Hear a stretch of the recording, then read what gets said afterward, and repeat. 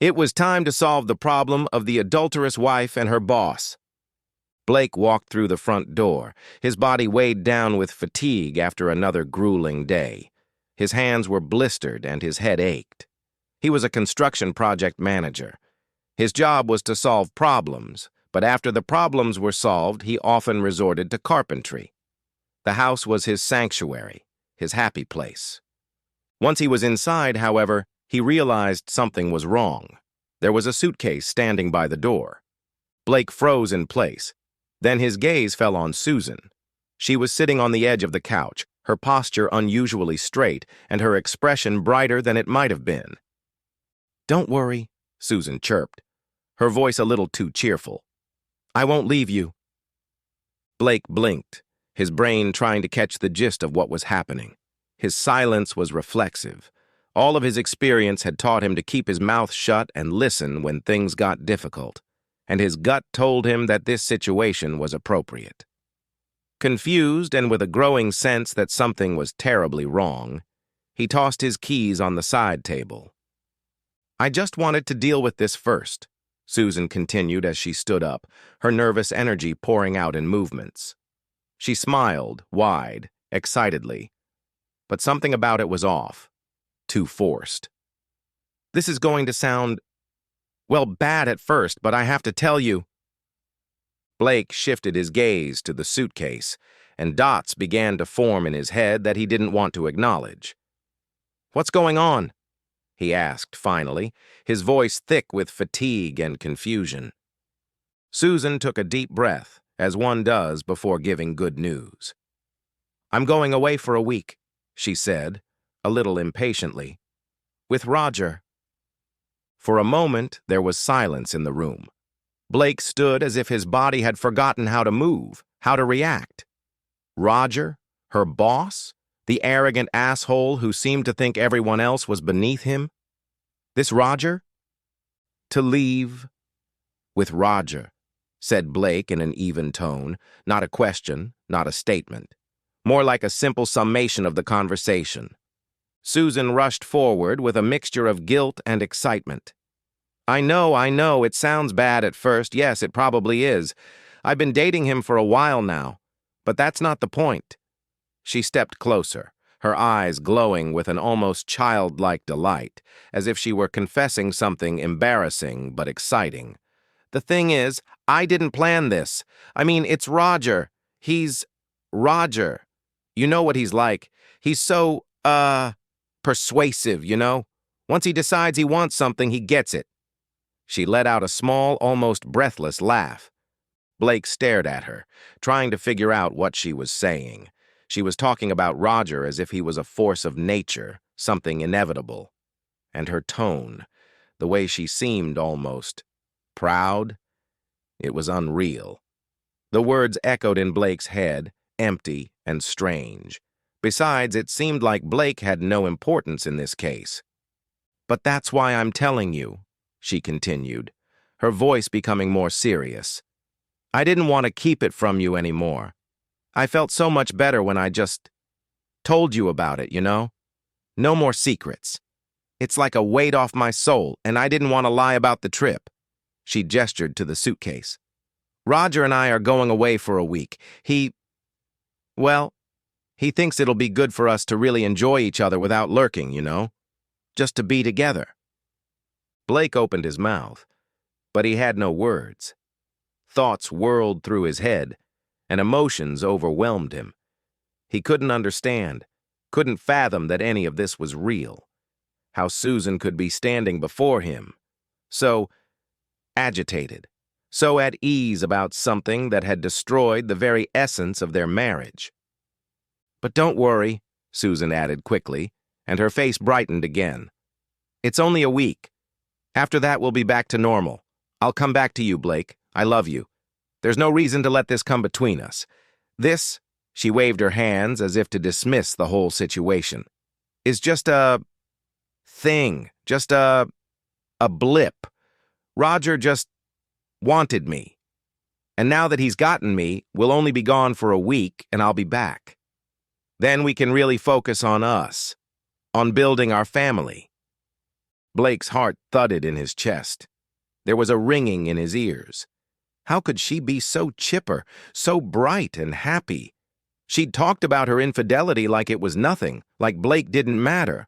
The way she talked about Roger, as if he was something larger than life, made no sense. Susan was clearly drawn into Roger's orbit. She just accepted it because what else was she supposed to do? It was Roger. I know this may come as a shock, but you're always so understanding, Blake. It's one of the reasons I love you. You're balanced. You never fuss, and that's why I know we'll get through this. She stepped closer, holding out a folded piece of paper. Roger and I have talked it over, just to make sure everything goes smoothly, you know? We wrote down some recommendations. Blake stared at the paper in her hand, his mind numb. Susan held out the list to him. Nothing much, really. Just a few instructions to make sure everything will be okay while I'm gone. His hands shook as he unfolded the paper. Some phrases stood out clearly and distinctly. No arguments before or after the trip. We all want things to be calm. No telling anyone about what we're doing. No posting about it on social media. No talk of divorce or breakup. It's just an affair. Don't ask about the details of the trip afterward. Wait quietly at home until the trip is over and then focus on the future. Family plans should continue as discussed. Blake felt his breath catch. No arguments. No telling anyone. No divorce. He couldn't accept such audacity. The assumption that he would simply comply while his wife spent a week with another man. The arrogance of these two cheaters was unbelievable and naive. Susan's voice cut through his silence. See? It's not a big deal. Just a couple simple things to keep things in order. Roger thinks very highly of you, you know. He says you're going to be fine. It might be hard, but soon it'll be over and we'll be back to the way things were. You're not the jealous type, Blake. You're practical. I know it's a lot, but it's gonna be okay. You're not going to make a big deal out of it, are you? Her eyes were wide open, hopeful, almost pleading, but beneath them was confidence, absolute faith that everything would be all right, because of course Blake wouldn't make trouble. Of course he wouldn't argue. He was her pillar of support. Divorce wasn't even within the realm of possibility, not in her world. Blake's hands gripped her list tightly. His brain was screaming for him to say something, anything at all. But he had no words. And what could he say, anyway? Susan smiled, taking his silence as agreement. I knew you'd understand, she said quietly, relief spilling over her face. I've been so nervous, but you always give me what I need. You've always been there for me, and you always will be. She leaned over and gave him a quick peck on the cheek. I'll be back next Friday afternoon, she said, picking up her suitcase and bouncing it cheerfully. Then everything will fall into place and we can talk about starting a family, okay? Blake watched her walk out the door, pausing and turning to him with a smile so bright it was as if all was right in the world. And then she was gone. Blake stood, clutching the folded list in his fist. It was almost laughable, the leadership, as if her actions were something controllable, something that could be dictated and controlled with a few simple rules. As if it wasn't his marriage they'd fucked up. For a second, he froze. His mind was still in shock. But then something sparked in him, a fire inside him that wasn't confusion or heartache, but rage, and it was growing. Blake had always been a fan of troubleshooting. When the situation demanded it, he could negotiate and solve any problem. If tough actions were required, he did them without hesitation for a second. He could be anything in any situation, as long as he determined exactly what was required. What he was feeling was familiar. It was a problem that required a certain approach, just not one that Roger and Susan could appreciate. He glanced at the list once more. What chutzpah, what arrogance, to think they had any hope of keeping him under their control. To seriously believe that he would do as he was told and play the role they had assigned him was foolish. Susan thought things would be back to normal when she returned. He could almost hear Roger's voice laying out the terms as if this was some kind of game. Blake reread the list again and smiled. For Susan and Roger, it was a matter of limits, boundaries, making sure there were no complications. It was all about how they managed it, how they kept it in check. Blake took a different view. The list included things they were concerned about, things they feared he might do. In his hands, it wasn't some contract. It was a spark, a beginning. If they were going to give him a list, well, he could do better, much better. A smile, dark and wicked, spread across his face as all the pieces began to fall into place. His mind sharpened. Blake wasn't the type of man to lash out, yell, or throw things. No, his anger was never loud. Blake's anger was quiet, methodical. He built his career by solving problems, and this betrayal was his biggest problem. And how do you solve big problems? One step at a time. Their list was too short, too naive. It didn't cover half of what needed to be done. He would develop a much more thorough plan.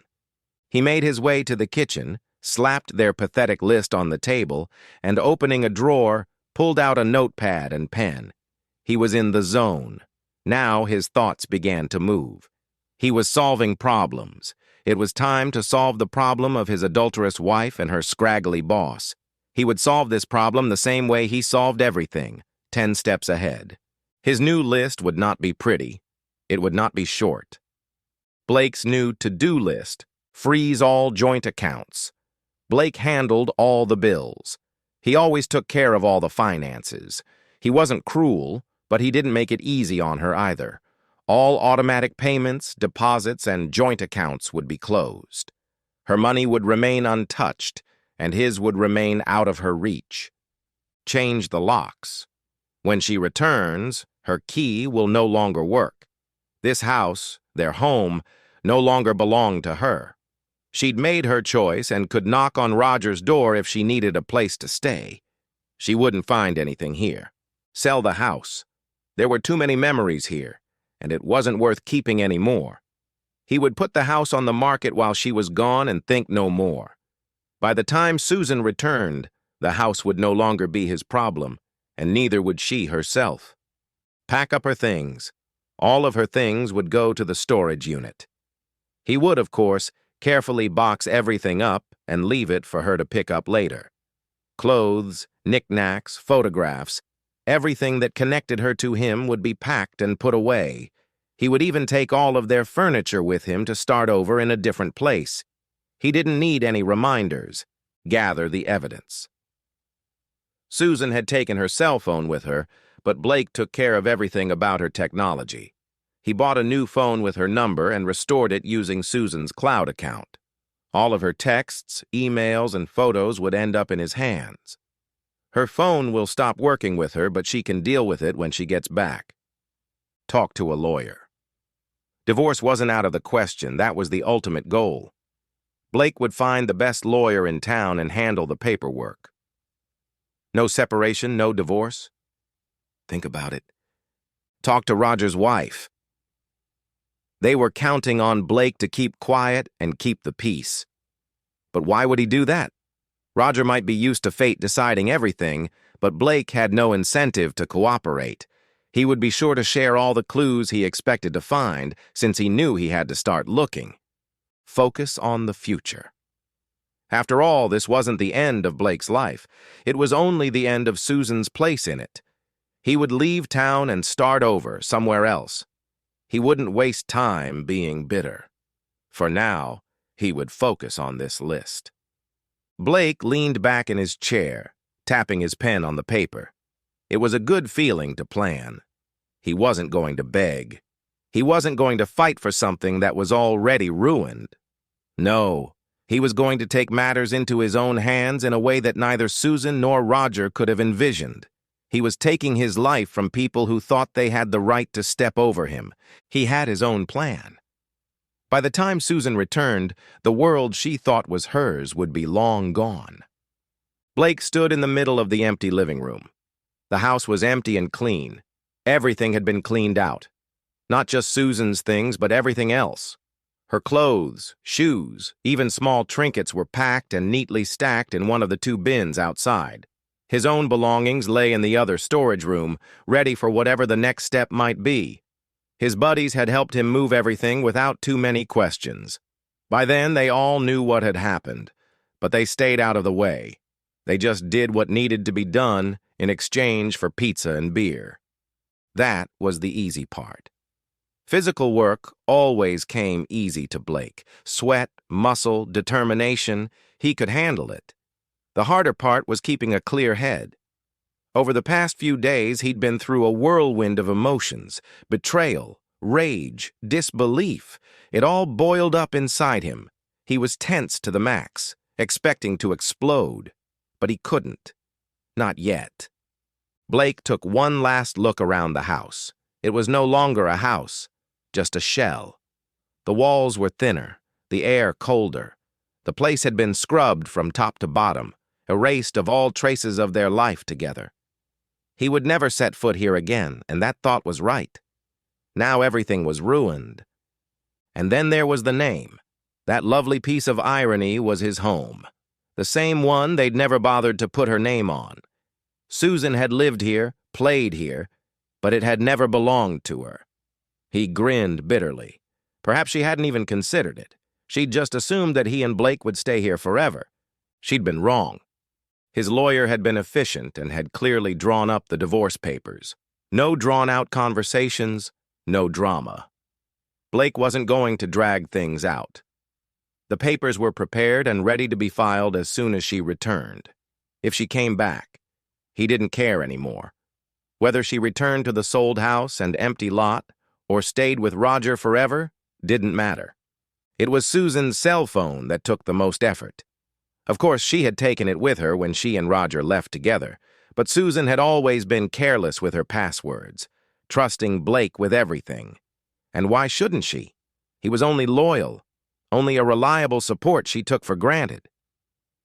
He sat down at the kitchen counter, his eyes cold and focused as he stared at the recovered phone in his hand. He looked exactly like her, because that's what it was. He'd remotely disconnected her services, switched her phone, and restored everything from her cloud backup. It was too easy, and found everything he needed. Her texts with Roger were disgusting. Not just the affair itself, Blake had already prepared for that, but the way they talked about him. Roger, smug as ever, brushed Blake off as a threat. "He's too nice. He'll flip."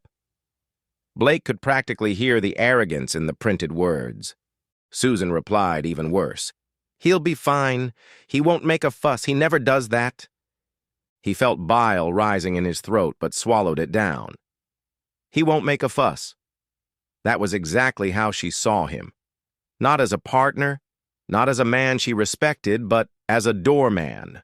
A man too weak to stand up for himself. There were pictures, too. Photographs, of course.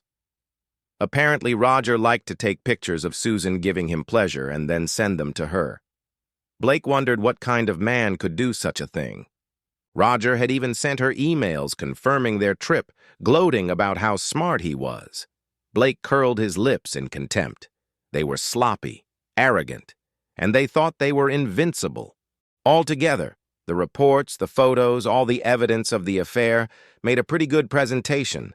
It was all documented, neatly organized, and presented, not only with the divorce attorney but also with Roger's wife. Also with the board of directors Roger worked under, and a slightly edited version was posted on social media. He wanted it to be shared, not blocked. He made an effort to share the news with absolutely everyone who knew Susan or Roger. Blake approached the issue of Roger's wife with caution. It wasn't about revenge, not really, but the woman deserved to know. She was as entitled to the truth as he was, and surprisingly, she had been gracious, too gracious even. The calm on the other end of the phone alarmed him, but he pushed it aside. He'd done his part. He'd shared with her everything he'd gleaned from the emails. What happened next would be up to her and her creep of a husband. Blake was going to leave them with nothing. Susan thought she could go back to her life, to Blake, to their plans to start a family. Roger thought he could walk away unscathed, that none of this would affect him. Blake wasn't going to let that happen. Susan was nervous but excited to start the trip. Roger had planned everything: a first-class flight to Italy, a luxurious hotel room, dinners at the best restaurants.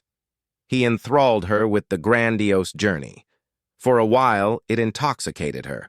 Being in charge for a man like Roger, a man who commanded every room he was in, it made her feel special, part of something much bigger.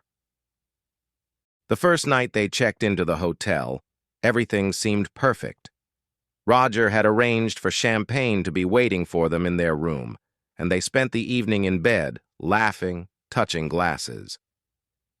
The view of the city lights through the massive windows was breathtaking. Susan allowed herself to immerse herself in the atmosphere of glamour and romance. On the second day, things began to change. At first, they were minor. Roger was still attentive, but seemed somehow detached. His eyes betrayed that the novelty of their escape had already begun to fade. Susan laughed at something he said over a cocktail, but Roger didn't laugh back. He just smiled the thin, dismissive smile she had seen him use toward employees he considered beneath him. She paid no attention to it. Maybe he was tired or distracted. Susan left her cell phone on the nightstand, which served as her little clock on the charger. She didn't try to call or text Blake. She missed him, but felt that he wouldn't want to talk to her the moment she was with Roger. She was slightly annoyed that Blake hadn't sent a single text to check on her. It didn't matter, though. Roger needed all of her attention, as long as she was around. The next day, Roger took her shopping at several designer boutiques, exclusive stores she'd always wanted to visit but never dared, but Roger fit right in. That evening, he bought her a dress for dinner. For a moment, she thought she was in some kind of fantasy, that they were living a glamorous, secret life. But as the evening wore on, Roger became more and more aloof. He spent most of dinner on his phone, nodding occasionally when she spoke, but never engaged in conversation. The waiters fawned over him, and Susan felt herself shrinking into his shadow, becoming more of an accessory than a partner. That night, when they went to bed, Roger fell asleep almost immediately, turning his back to her. Susan turned to the phone, feeling a strange sense of guilt mixed with longing. Blake hadn't called, hadn't written. She didn't know whether to be happy about that or saddened. By the fourth day, he'd pretty much lost interest in her outside of the bedroom. But he still dragged her around to dinners, introducing her to coworkers or acquaintances as if she were some kind of prize. She suddenly realized that there had never been any warmth between them.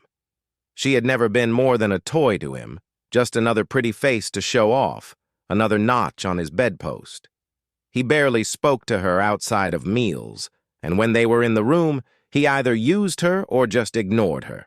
At one point, he brought 2 other women into the room. He barely looked at Susan when they entered. Susan was shocked, but Roger paid no attention to her concern. He informed her that if she wasn't going to join the 3 of them in bed, she could sleep on the couch. It was then that the full weight of the situation finally reached her. She spent that night curled up, and staring at the ceiling, trying to figure out when everything had gone wrong. It wasn't the way she'd imagined it would be. Roger had chosen her. But now she felt like she was just a piece of furniture. Disposable. The next morning, Susan tried to talk to him, to tell him how she felt, to ask if everything was all right, if there was anything she could do to help. But he brushed her off, his tone cold. "Don't be dramatic, Susan. This trip is just fun." She smiled weakly and nodded, but something inside her shivered. It wasn't fun.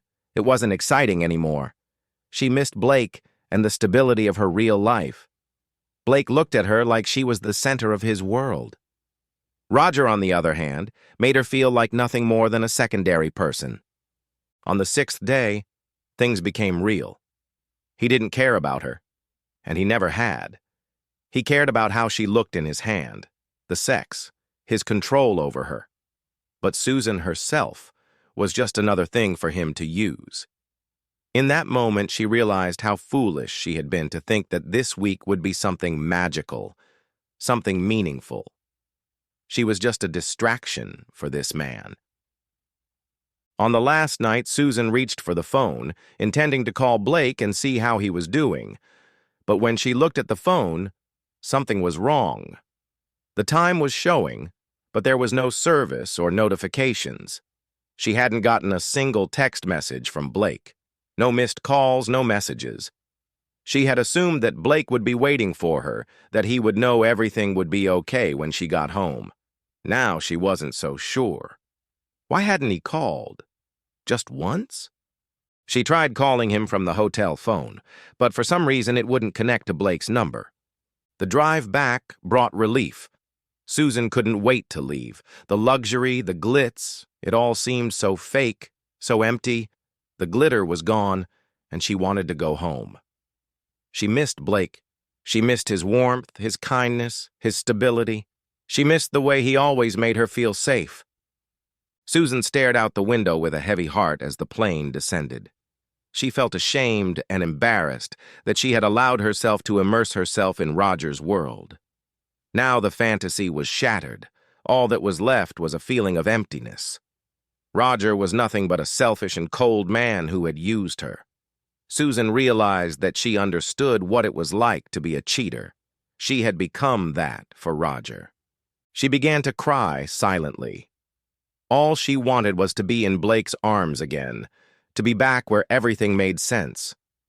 She wanted to tell Blake how much she missed him. She imagined coming home, falling to her knees and apologizing. He would forgive her. He always forgave. He had to. Susan pulled up in front of the house, her heart pounding with excitement and fear. The trip had been a mistake, and she could finally realize it. Roger was not the man she thought he was, and everything that had happened in the last week was like a bad dream. But all of that was behind her. All she could think about was seeing Blake, falling into his arms and telling him she was sorry. She'd explain, they'd talk, and then they'd move on with their lives. A fresh start. But as soon as she stepped out of the car, a bright, bold "For Sale" sign appeared on the front lawn. Her stomach twisted. For sale? That couldn't be right. Blake hadn't said a word about selling the house, and why would he? They had plans. Sure, there were problems to be solved, but they could fix them. There must be some mistake. Already stunned by this sign, she fumbled for her keys. The key slid into the lock but wouldn't turn. Confused, she tried again. It wouldn't budge.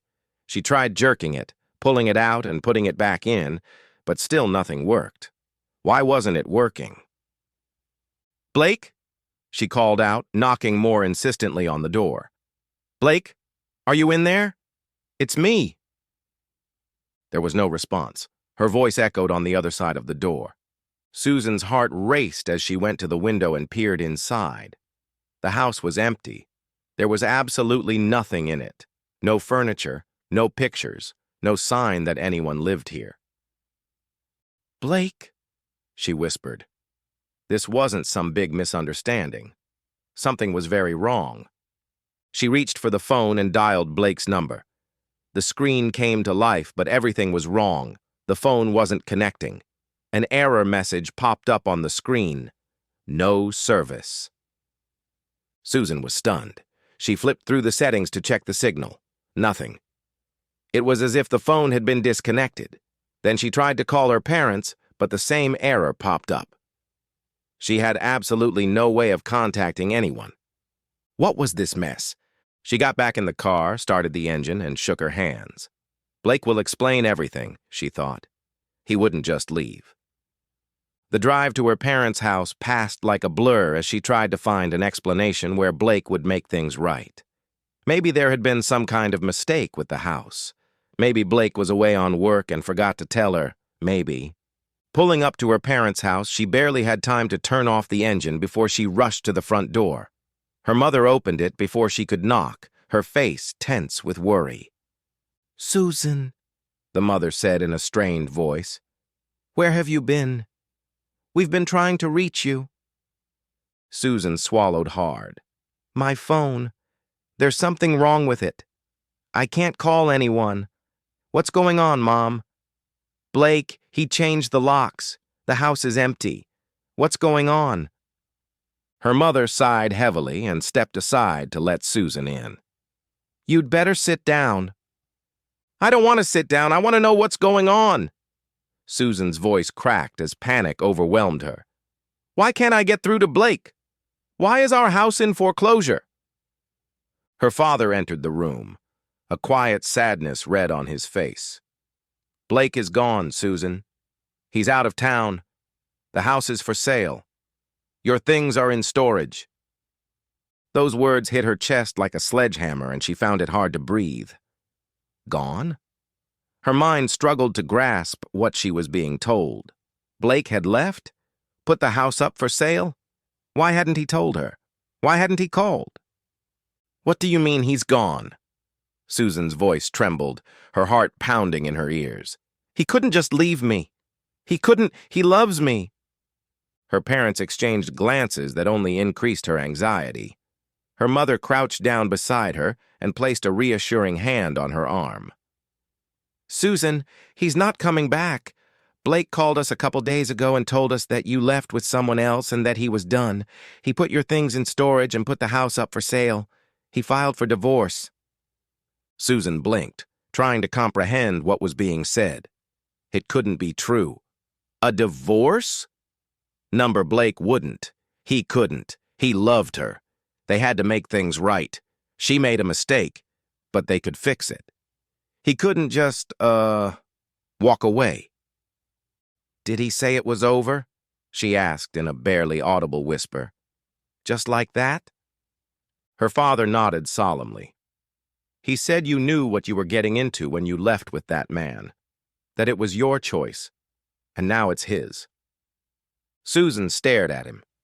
She had assumed Blake would be waiting for her, as always, in his quiet, arrogant manner. No matter what she did, he would be there for her, reliable and patient, ready to take her back. But now he was gone. And it was her fault. She hid her face in her palms, her tears growing hot. "I didn't mean for this to happen," she gasped. "I didn't. He shouldn't have left. I thought—" "You thought Blake would just forgive you," her mother said quietly but not unkindly. "But Susan, you hurt him. How could you do that?" The sobs grew stronger, and Susan shook her head. Disbelief and regret pierced through her. Blake had been her support, her foundation, but she had taken him for granted, thinking he would love her no matter what. She'd thought she could play with fire and not get burned. Now she stood on the ashes of a life she'd destroyed. "Have you tried calling him?" her father asked softly. Susan nodded. Her face was still buried in her hands. "Nothing comes out. He must have changed his number. I can't reach him." Her mother nodded. "It's over with him. He doesn't want to communicate anymore." Susan jumped to her feet, running frantically around the room. No, this can't be happening. I must talk to him. He will understand. He must understand." But even as she spoke those words, reality finally began to settle in her mind. Blake was gone. Really gone. And there was nothing she could say or do to make up for it. She sank down in her chair, her hands trembling. "I never thought it would end like this," she whispered, more to herself than to her parents. "I never thought." But deep down, she knew. She'd let Roger take her, let herself believe it was forgivable, that Blake would be there for her, waiting for her to come to her senses. She'd put everything on the line, thinking she couldn't lose, and now it was beginning to dawn on her that she had lost. The phone lay on the coffee table, dead and disconnected like the rest of her life. Gone was the house, gone was her husband, gone was the future with Blake that she had dreamed of. The end! Subscribe to my channel. Thank you.